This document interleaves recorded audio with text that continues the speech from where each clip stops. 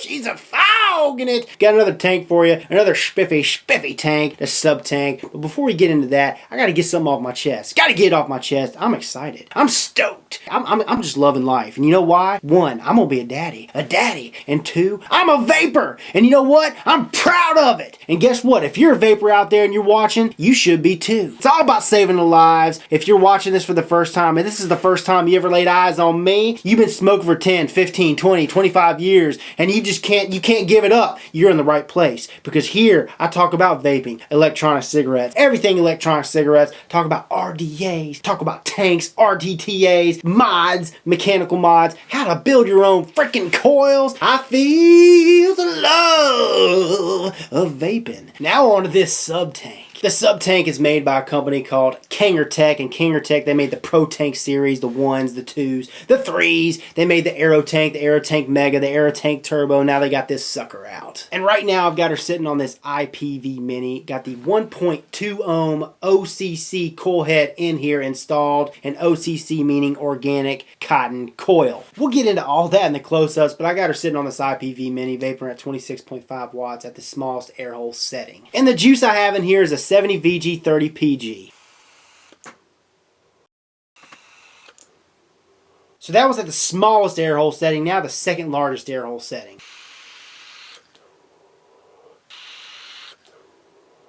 Now wide open, baby. You see it. Fogging. Before we go into all the details, the pros and the cons, all that jazz, I'm going to go ahead and dive down. I'm going to show you guys the parts, the 2 different modes you can run this in, talk about the specs, and then we'll come back and we'll do all that. Here's the packaging the sub tank comes in.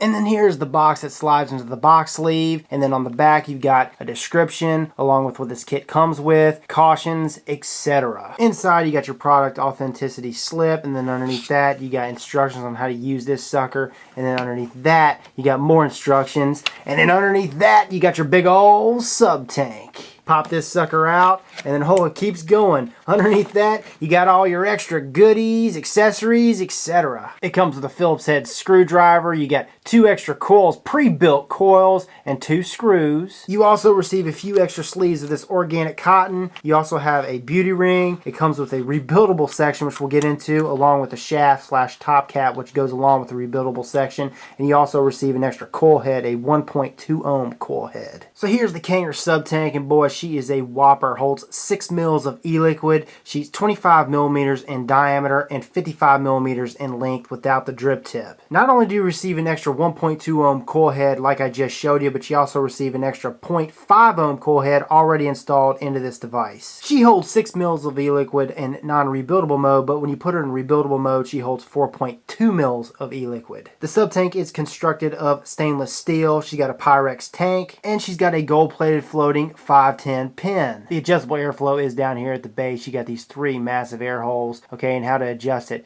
Okay, so this is wide open. You just turn it left counterclockwise. 2 holes. 1 hole. No holes, you want to block it off.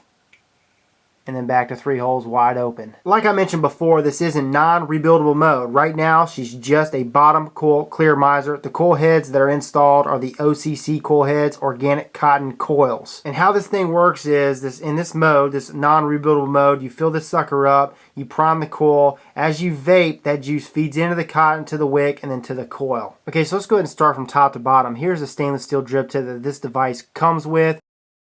Like I said, Pyrex tank. 2 red O-rings to seal in the juice. Here's the adjustable airflow knurl section down here to grip it. And then here's the base with that gold-plated floating pin.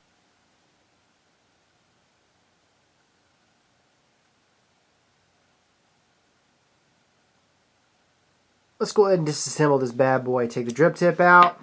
Okay, grab a hold of the base, unscrew this tank from the shaft and the coil head. A little squeaky. Those threads are a little squeaky. Pyrex tank slides out like so. And here's the Pyrex tank. Nice thick walls. top cap / shaft section.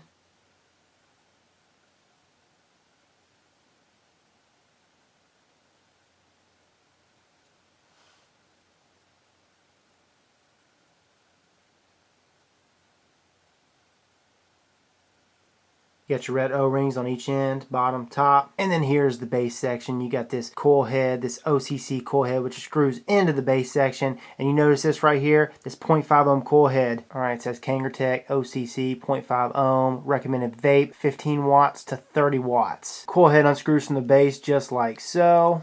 An up close look at the base section, you got your threads in here, which the OCC coil head screws into, and then you got your threads on the outside, which this piece right here, the threads right here, screw into once you have your Pyrex tank all assembled on this section. And then you got another red O-ring that sits at the bottom of this base down here. A closer look at the OCC coil heads. Okay, now how this works is, once you screw this into the base, here the threads that screw into the base, you got these gaps, these holes right here on each side. There's 4 holes, and then you got the holes on the base, the adjustable airflow. The air travels through those holes on the base, through these holes down here, up to the coil that sits in here. And in there is where your coil is, your wick, and then this is lined out here with organic cotton. All that's organic cotton in there. Time to reassemble, so you screw your OCC coil head into the base just like so. Pyrex tank slides over this section, and then comes filling this sucker up, and you fill her up between this shaft in the middle and the tank wall, and it holds in this mode 6 mils of e-liquid. Again, 6 mils of e-liquid. So once you got her filled up, then you want to screw the base into the tank section. Make sure she's nice and tight. Pop your drip tip in, and you're rocking and rolling. Now here's the rebuildable tank section. Here's the chamber, okay, and this chamber screws into the base like the OCC coil head screws into, so it takes its place. And how this works is you got your 2 slots or your 2 channels, one on one side, one on the other. When you screw it in, your coil's rebuilt in here. You rebuild your coil in here, and then just like any K-Fun or any other RTA system, the juice in the tank feeds through those channels right here to your wick and to your coil. And this thing comes in 3 parts, okay? You unscrew the top. Okay, there's the top. And then inside here, you got your deck. I mean, it looks very, very, very similar to a K-Fun deck. And they've already pre-built 2 coils in here. Unscrew the barrel. And there she is.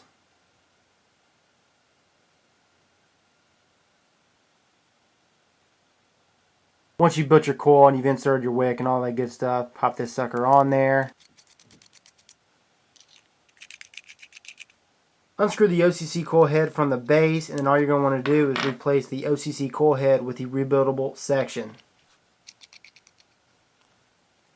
Another thing you got to do to run this thing in rebuildable mode is take these screws out and then switch out the shaft.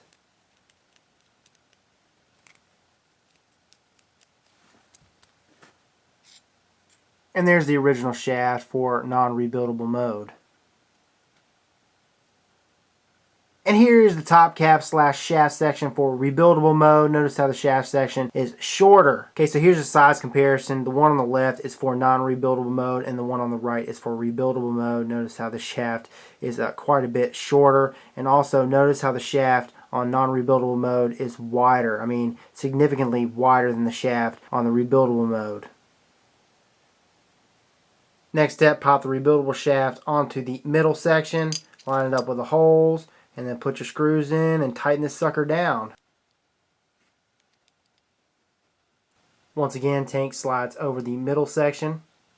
And to fill her up in rebuildable mode, you do the exact same thing that you would in non-rebuildable mode. Fill her up in between the shaft and the tank wall. Now remember, she only holds 4.2 mils in rebuildable mode versus the 6 mils in non-rebuildable mode. And once you have her filled up, pop the base in with the rebuildable section attached. Screw that sucker in. And you are rocking and rolling in rebuildable mode. Oh yeah, I almost forgot. Here's a close-up look at the 1.2 ohm OCC coil head. Okay, recommended vape, 12 watts to 25 watts. And it looks just like the 0.5 ohm coil head. Okay, you got your 2 holes on each side. And then in here, you got your coil with your cotton, your organic cotton. So that right there is the Kanger Subtank. Let's go ahead and take her back to FaceTime. First thing I want to go over is vape quality. With this 70 VG 30 PG juice in here, I am getting freaking fantastic flavor. Compared to the Atlantis, I'm getting better flavor, especially at lower wattages.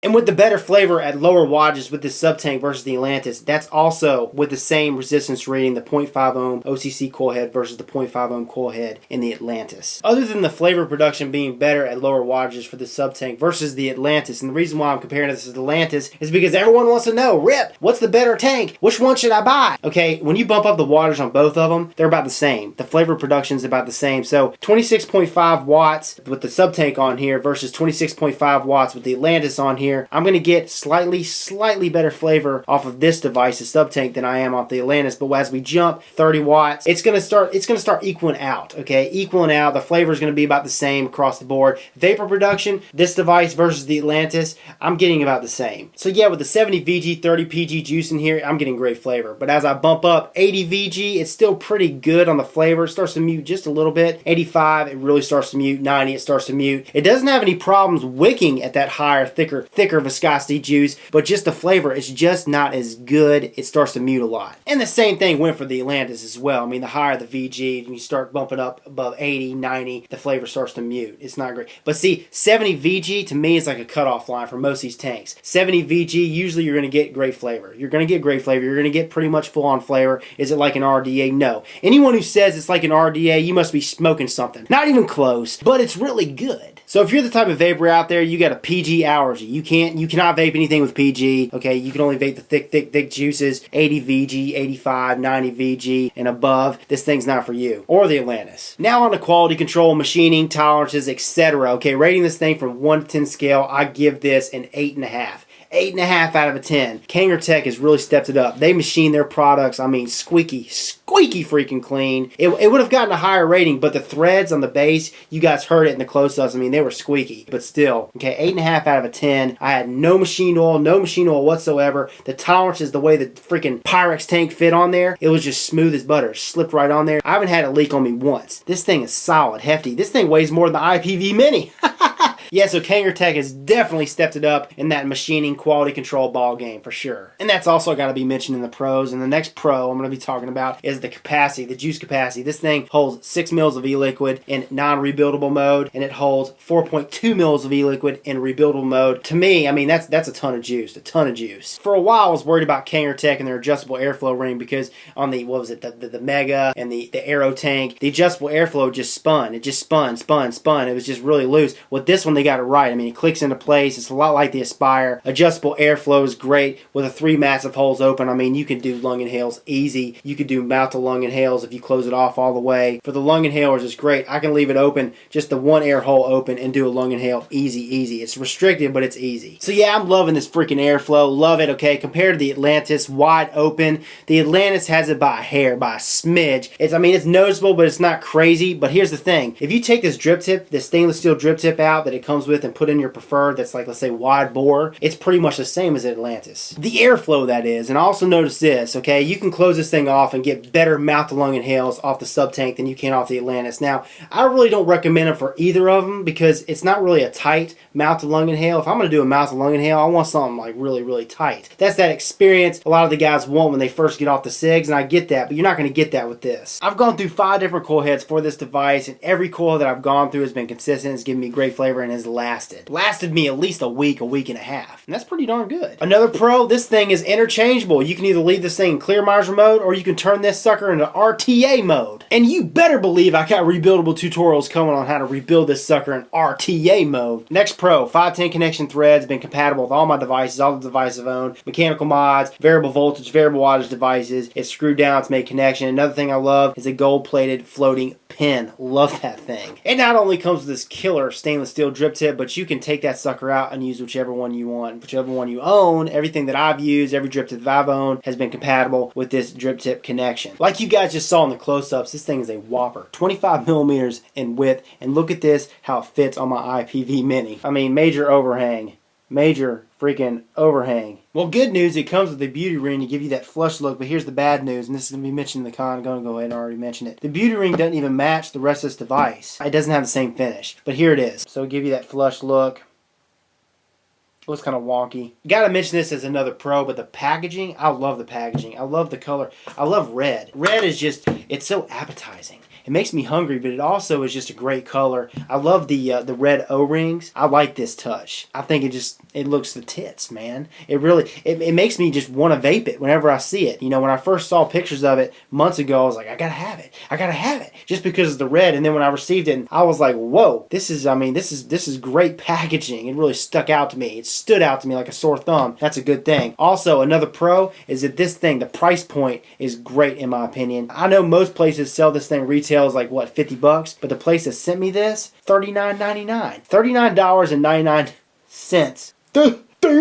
$39.99 for this device. That's what the company that sent this to me is selling this for. I couldn't even get over it. I can't get over it. It's just a great deal for what you're getting. Now on to the con. Okay, the only thing that I found for this device is the size. Width is what's going to keep people away from this. In my opinion, 25 millimeters in width. Other than that, this thing is great. It really is. It's just monstrous. If this would have been like 23 millimeters, 22, it'd have been a gold mine. I mean, everybody and their brother would be buying one in my opinion, but even if it were 23 like the Limo, people would be buying a lot more of these. It's a good start though. Kanger, if you're watching this, you guys are doing great things. I mean, the innovation behind it as far as offering 2 different modes is genius. Genius! So yeah, the size is definitely a con to me. I think, like I said, a lot of people aren't going to buy it because of that, but for the vape quality, great deal. The vape quality you get off this, it's right there with the Atlantis, plus you have the other option of rebuilding this thing, RTA mode. Different day, different time, different wardrobe, as you guys can see. So if you're watching this right now, this is a week later than I originally recorded, and I've got this thing in RTA mode, been vaping in RTA mode for a week. So I'm going to this is a whole new segment. I'm going to talk about the pros, the cons, how it vapes with whichever juice you're using, etc. So right now I've got a 30 PG, 70 VG juice, or 70 VG, 30 PG juice in here. Got the airflow wide open, vaping at 22 watts, and I've got my own single coil in here. Single 1.5 ohm micro coil using 28 gauge Canthal. And today I've got her sitting on this Vapor Flask DNA 40. Full on flavor, full on vapor, 70 VG, 30 PG, it's wicking perfectly. Never had a dry hit on this device, and those channels you saw in the close-ups, tiny. That was one thing that I was really worried about was, you know, especially the thicker juices being able to wick, even the thinner juices, but with the 70 VG, it's been fine. If I jump up to 80 VG, 90 VG, it has issues. It starts to have issues. You get dry hits every other hit, or I have. Anything lower like 70 VG, 60 VG, 50-50 blend, it gets even better and better. Full on flavor. There are some cons to this. Subjective cons, like I said, the draw is considerably tighter. It really is. I got her wide open. I'm able to do a lung hit, but it's a really restrictive lung hit. It's my cup of tea, but as you drop down, it just becomes tighter and tighter and tighter, and it's a lot tighter than regular Clearomizer mode. In this mode, I'm actually getting sweeter. It's like a sweeter vape in this mode versus the regular Clearomizer mode, but in the regular Clearomizer mode, I actually get better flavor. I'm getting more notes, nuances with the juices that I'm vaping. Here's the thing. The reason why I think I'm getting a sweeter notes in this mode, this rebuildable mode, is because the shaft is a little bit shorter. It's a little bit shorter and it's more narrow. Okay, like I mentioned before, you open up that shaft, you're going to get better flavor, and it's going to be better for the guys that like to vape the thicker juices, especially. And you guys just saw how in the close-ups, the shaft on the rebuildable mode top cap is a lot thinner, a lot more narrow than the shaft on the Clearomizer mode. Kanger, if you're watching this, open that shaft up. Open it at least as wide as the shaft in Clearomizer mode, and you'll be fine. You'll be good to go. It'll open up that airflow, and that's why it's significantly tighter in this mode than it is in regular Clearomizer mode. So yeah, that's my take on this RTA mode compared to the Clearomizer mode. I don't know. I like the Clearomizer mode a little bit better. I like the more airflow. The flavor, I get more flavor notes, more nuances. They're both good. They are. For the guys that want an open draw, go in Clearomizer mode. Plus, it's really easy to build the coils in Clearomizer mode. Done it. Got reviews coming. Actually, building in Clearomizer mode is easier. Once you get that top off, once you get the head apart, it's easier than building that mode. A lot easier than building in this mode. Isn't that funny? The two shops that sent this bad boy to me to review for you guys was one, Be Vape Happy, Be Vape Happy. Here's a link. I'll have a link in the description. And then two, Wet Vapes, wetvapes.com. Now, Be Vape Happy, they're selling this thing for $39.99. It's the lowest price that I've seen any sub tank sold all over the world so far. When I saw it, I was like, double take. And Wet Vapes is selling theirs for $45.99. Now on to the big question, the big answer. If I'd have lost this thing today, after vaping this, if I'd have lost this thing today, would I go back tomorrow and buy one? And the answer is yes. Yes, and there's one reason. Because I got video tutorials coming on how to rebuild this sucker in RTA mode. And I haven't gotten to them yet. And also, I really am enjoying it. I mean, it's right there with the Atlantis. The airflow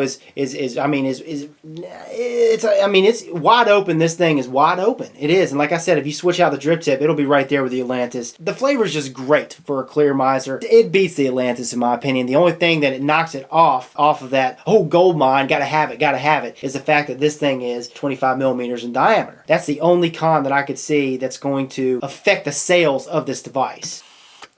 This is Rip Trippers, and remember, smoking is dead, vaping is the future, and the future is now.